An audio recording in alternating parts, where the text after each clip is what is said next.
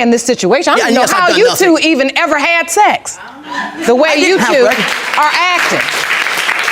I mean, goodness, already been placed on child support for your daughter, Chloe, % certain that you are not her child's father and claim to have proof to support your case. He's done absolutely nothing for her.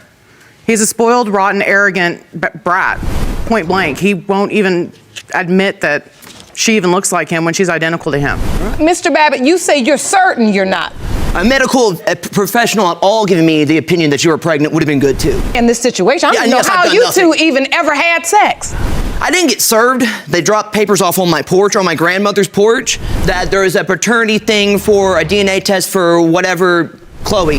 You need to show up there because it was a court-ordered one. I have the proof showing the paperwork stating that he is on child support. It was to my restaurant, and it was stated, it says you're supposed to be paying child support for Chloe Hanger. How a grown man gets paperwork from a court that he doesn't honor. You know, that went through the mail, that would have made me feel a whole lot better about it, but I didn't. It's because When a courtroom becomes the stage where truth changes everything, emotions collide with evidence, and love stands trial under the relentless light of justice.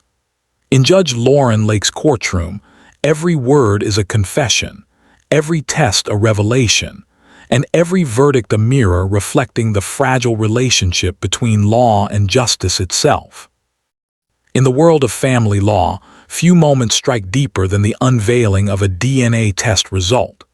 It's not just a strip of science, it's the border between faith and fact, between who we love and what we prove. Under Judge Lauren Lake's calm but commanding presence, that truth is never just medical. It's moral, emotional, and sometimes devastatingly spiritual. When the dust settles in Judge Lauren Lake's courtroom, what remains is not just resolution but revelation. The kind of revelation that reshapes how we understand truth, love, and the delicate thread that binds them to justice. In this second half of His Father Comes to Her defense, we move past the verdict and into the human aftermath, the quiet war that begins once the cameras stop rolling and the legal documents are signed. Because while the DNA test declares biology, it does not dictate behavior. It can confirm parenthood, but it cannot create it. And that distinction between truth proven and truth lived is where Judge Lauren Lake's wisdom shines brightest. The story turns its focus to redemption.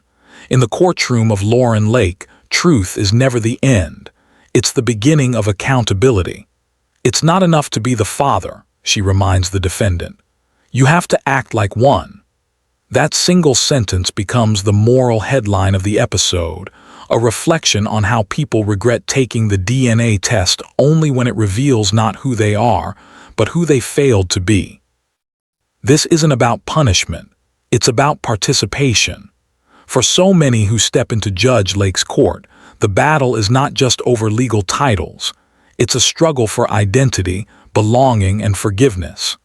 It's a journey that echoes the stories often told on Celebrate Recovery testimonies, where individuals learn that truth, however painful, is the only path to real healing. As the verdict echoes, Mr. Babbitt, you are the father, silence lingers not as relief, but as reckoning. The room breathes in disbelief. For Miss Hanger, the confirmation is bittersweet. For months she fought not just for financial support, but for recognition, for her daughter's right to exist in her father's truth. For Mr. Babbitt, the revelation is a mirror. His defiance collapses under the undeniable clarity of scientific evidence. The DNA test didn't just prove paternity. It exposed the layers of denial he had built as emotional armor. This episode encapsulates what every family law scholar recognizes as the emotional embodiment of jurisprudence, where the concept of justice in jurisprudence ceases to be theoretical and becomes visceral. It's not just about who's right or wrong, it's about what's right for the child. Judge Lauren Lake becomes more than a legal authority, she becomes a teacher of moral truth. Her courtroom transforms into a living seminar on the relationship between law and justice. Law compels you to act, Justice compels you to feel. Law decides. Justice transforms. Every time, Judge Lake says, "I'm not here to hurt you, I'm here to help you," she redefines what modern jurisprudence should look like: empathetic yet exact, personal yet principled. She humanizes the evidence, turning sterile paperwork into a living story of consequences. In her courtroom, evidence doesn't just prove, it speaks. His father comes to her defense case also reveals the subtleties of how adverse inference operates in practice. Mr. Babbitt's initial failure to appear in court became an inference of guilt, a silent act that the law interpreted louder than any statement. It mirrors how, under the Evidence Act, when a party withholds information or fails to engage, the court may infer that their silence conceals truth.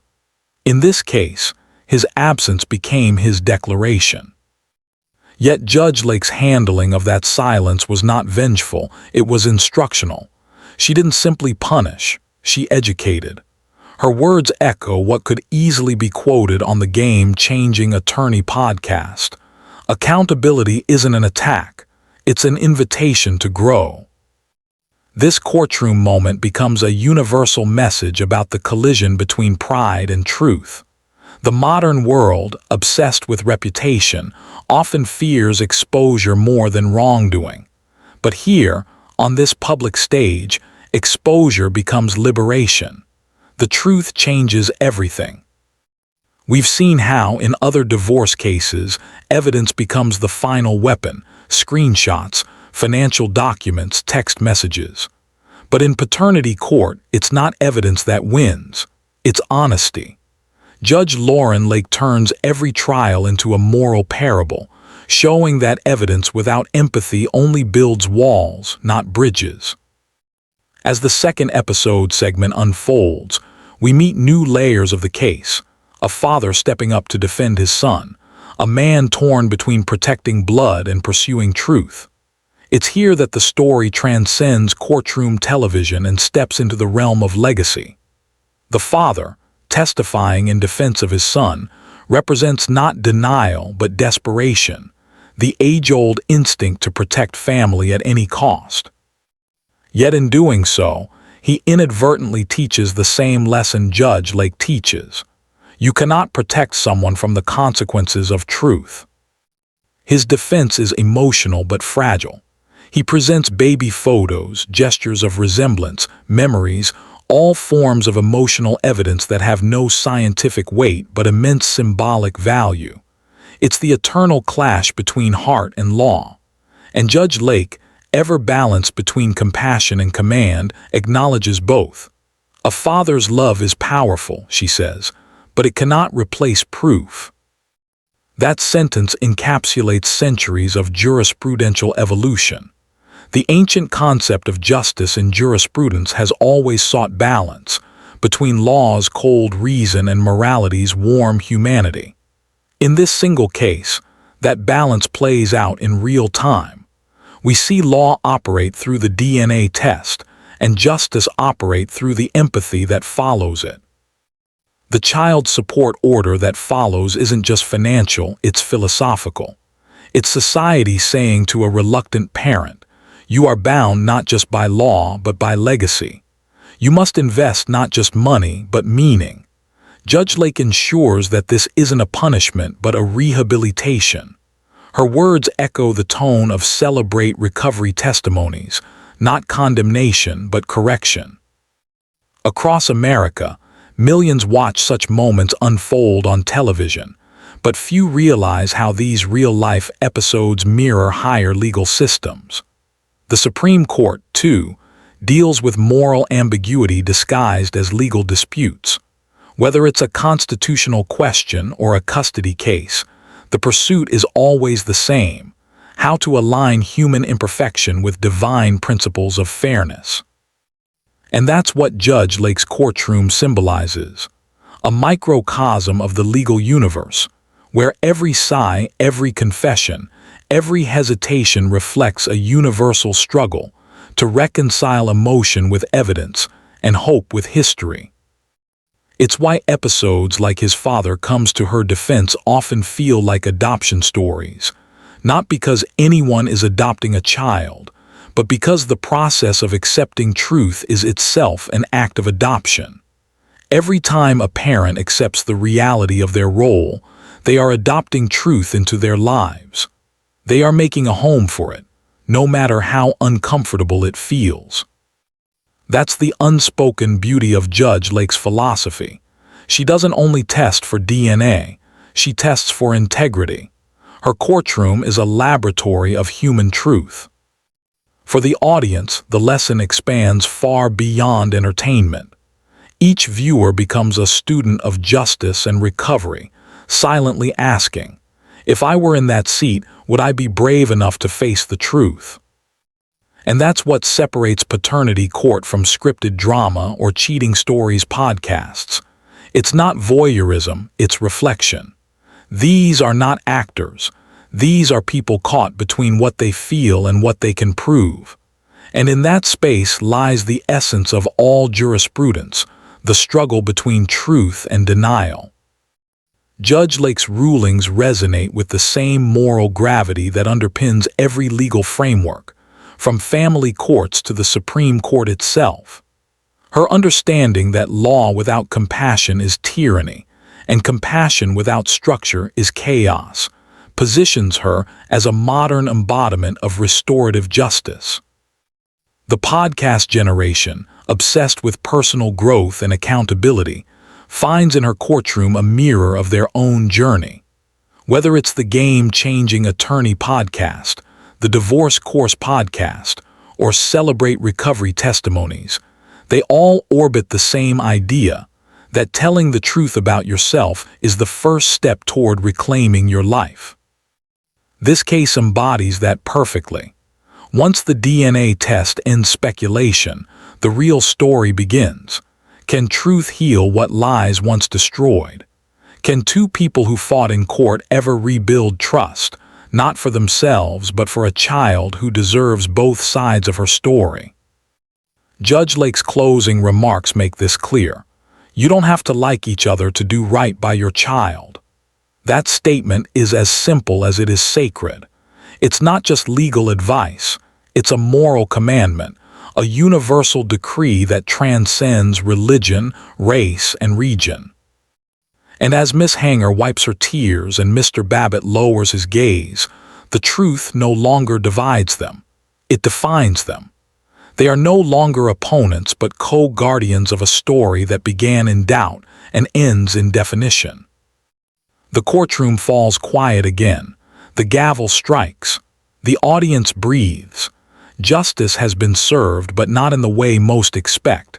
Because in Judge Lake's world, justice isn't about who wins, it's about who grows. Each episode becomes an adoption story of the soul, adopting accountability, adopting humility, adopting the truth that refuses to be silenced. And in that sense, every DNA test becomes symbolic of something much larger. The spiritual DNA of our humanity, the code of truth that runs through all of us, waiting to be acknowledged. This double episode of Paternity Court, titled His Father Comes to Her Defense, becomes more than a televised dispute. It becomes a living lecture in the concept of justice in jurisprudence, showing how personal stories intersect with the doctrines that shape every courtroom in America. It's a real-world parable about accountability, doubt, and redemption. A story that could easily fit into the Game-Changing Attorney podcast or the Divorce Course podcast as a case study in human truth and procedural integrity.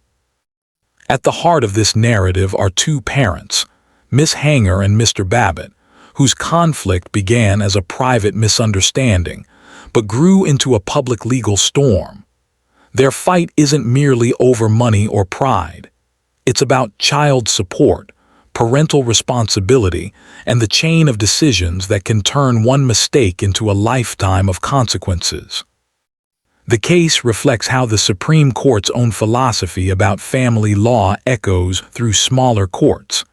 Justice must be personal, but it must also be principled.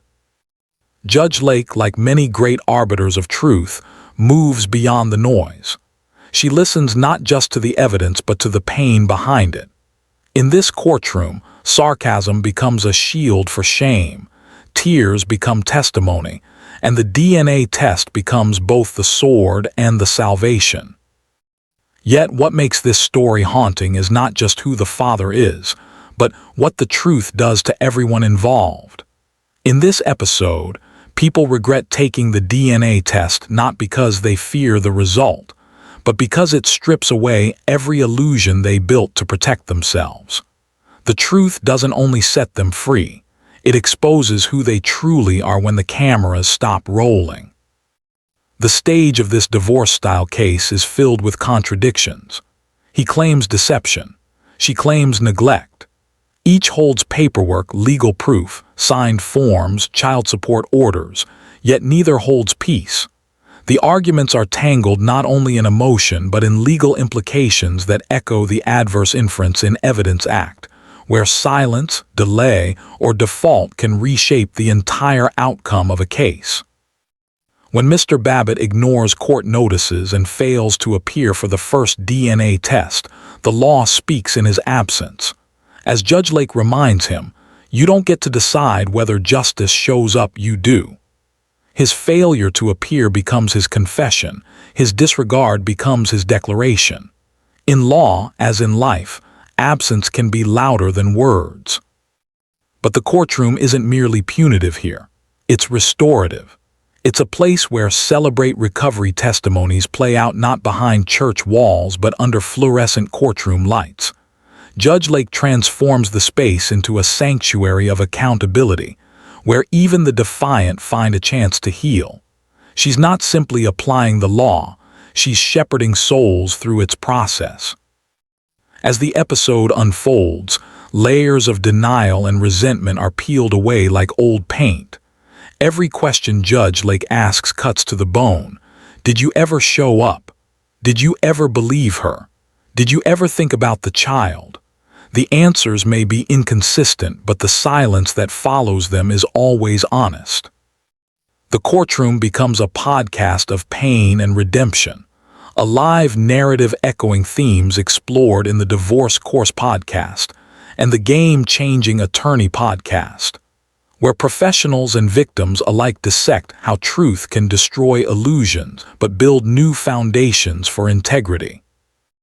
Miss Hanger's voice trembles as she recounts how her daughter grows up watching the space where her father should be. Her heartbreak becomes the moral compass of the story. She doesn't seek revenge, she seeks recognition. She doesn't want punishment, she wants participation. Her plea becomes the episode's heartbeat. All I wanted was for him to show up. That simple sentence captures what so many adoption stories and cheating stories fail to show: the power of showing up.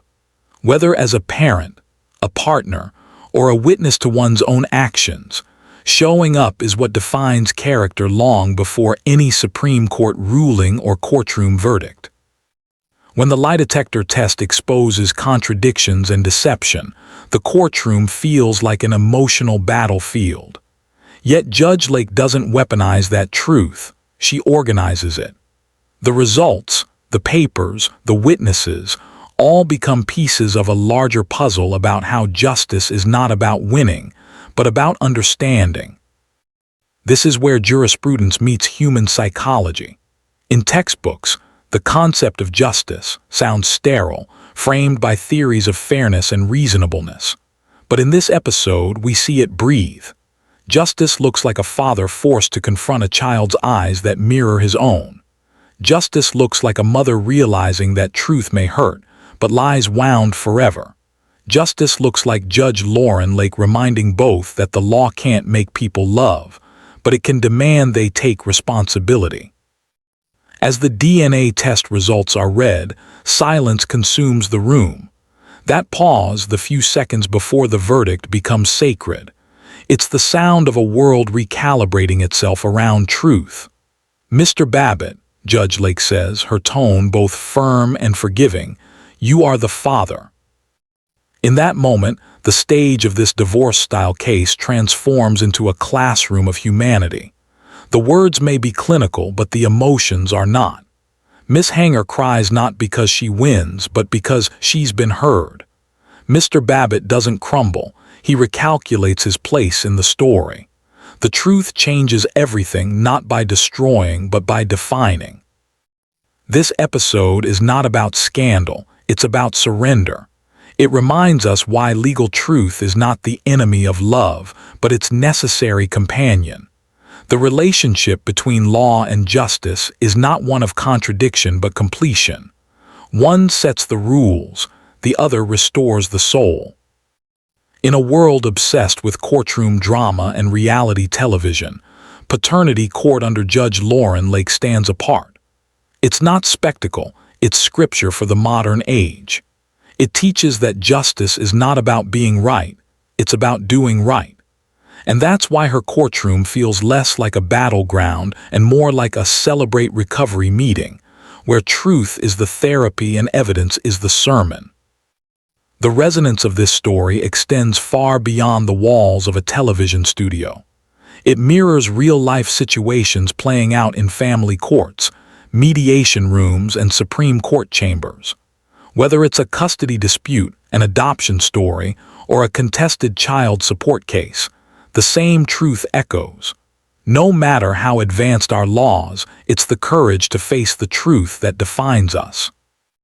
The adverse inference that followed Mr. Babbitt's absence earlier in the case serves as a timeless warning.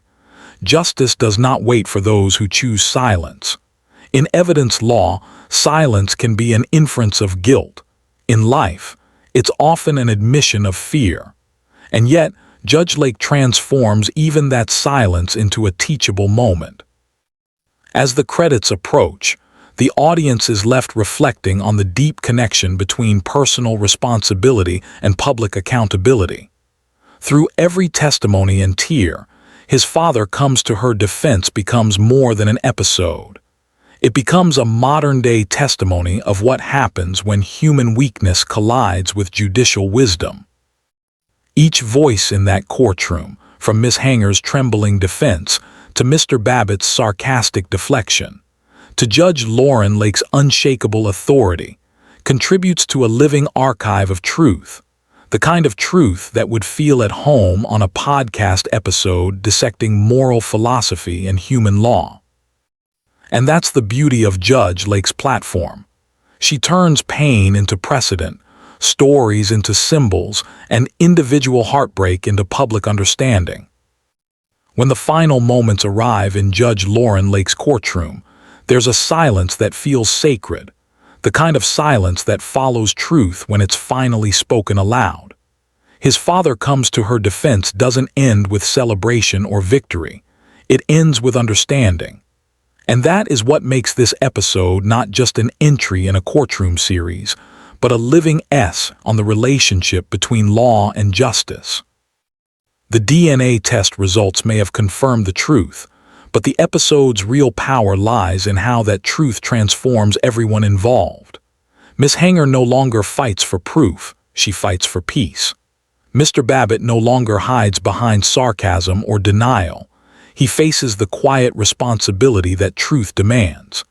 Even his father, who once came to defend him, now stands in humbled recognition that defense without honesty is merely delay, not devotion.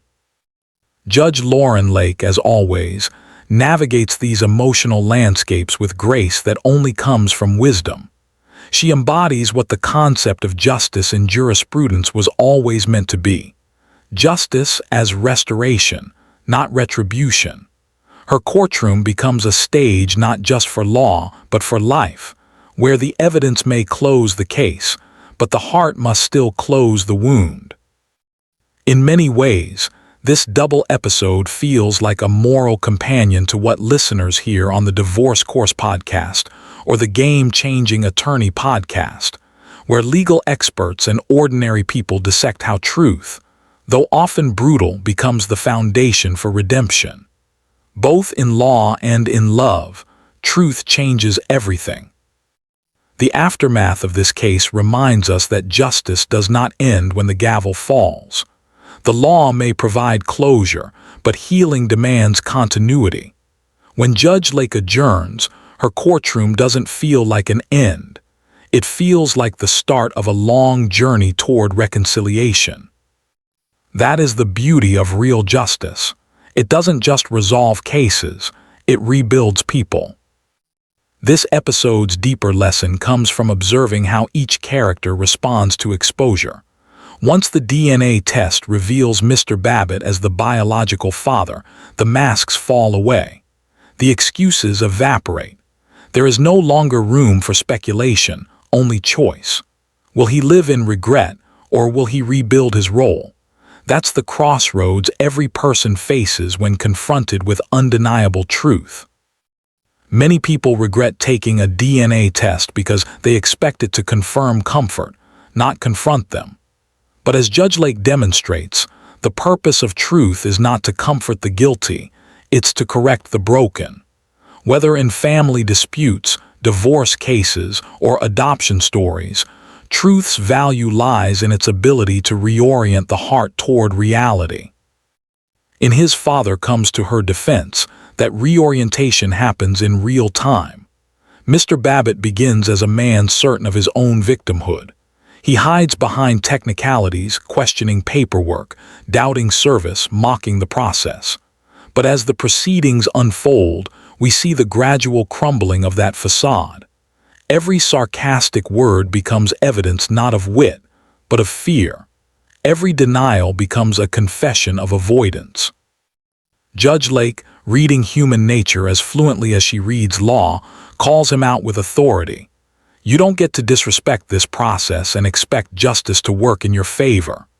In that one sentence, she teaches a principle that could belong in